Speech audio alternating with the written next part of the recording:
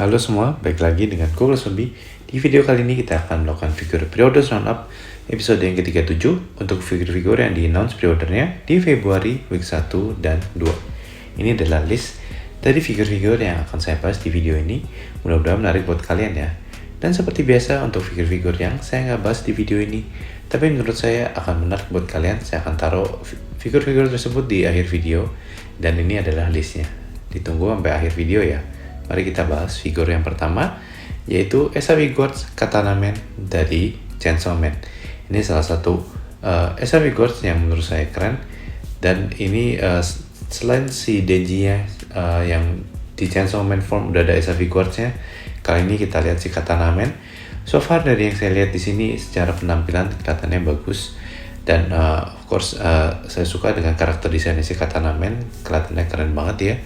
Dan menurut saya SRV Guards-nya kelihatan bagus, dan jika kalian sudah pre-order Denji, menurut saya si Katana Man ini cocok banget ya untuk dikoleksi juga. Menurut saya dua-duanya kelihatan keren ya.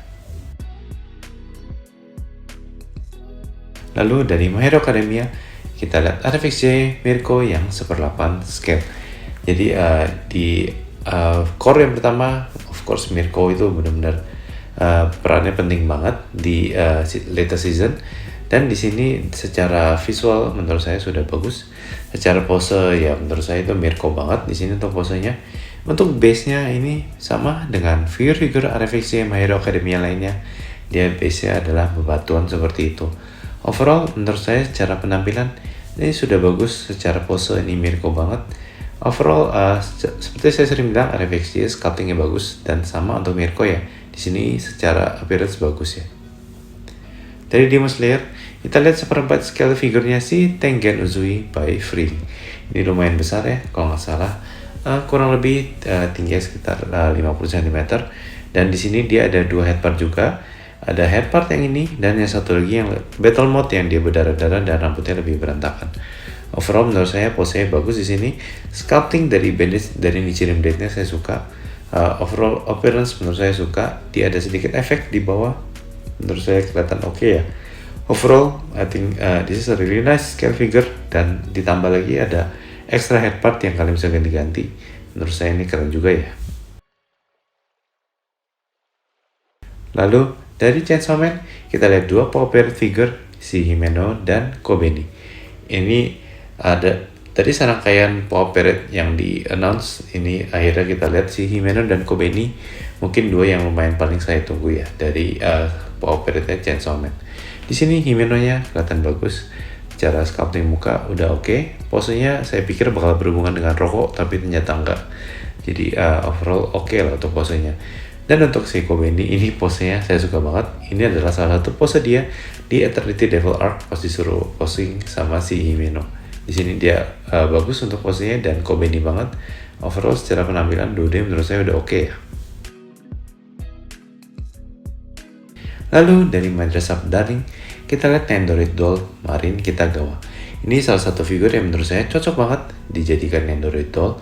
Kenapa? Karena dia adalah cosplayer di animenya, dan of course Nendoroid Doll adalah line figure yang menurut saya bagus banget untuk di swap ya. Selain untuk partsnya, kali ini juga bisa clothes-nya.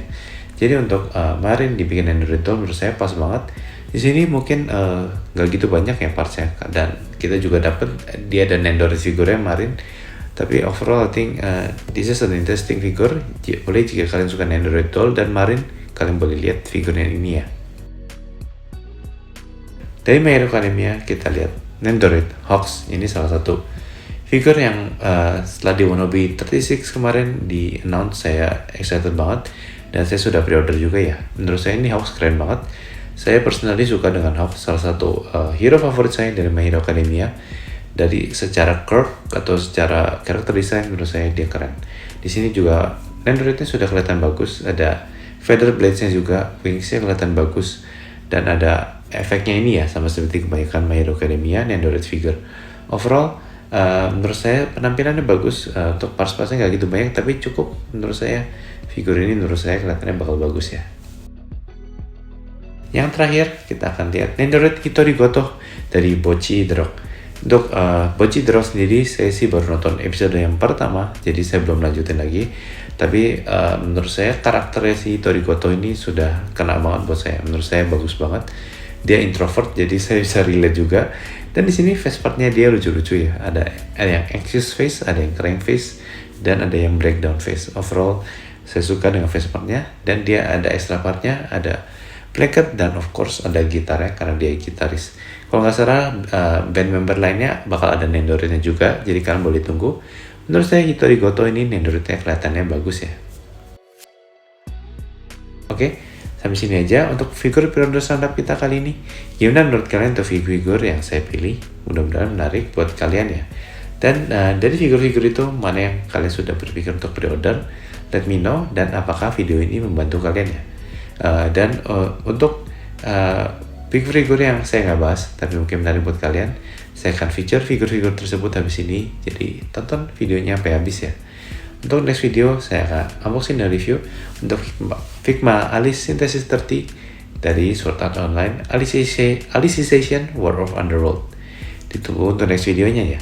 Seperti biasa, jika kalian mau support saya, please consider to like and share video, enable notification, dan jangan lupa untuk subscribe to the channel. Thank you for watching. I will see you in the next video. Bye bye.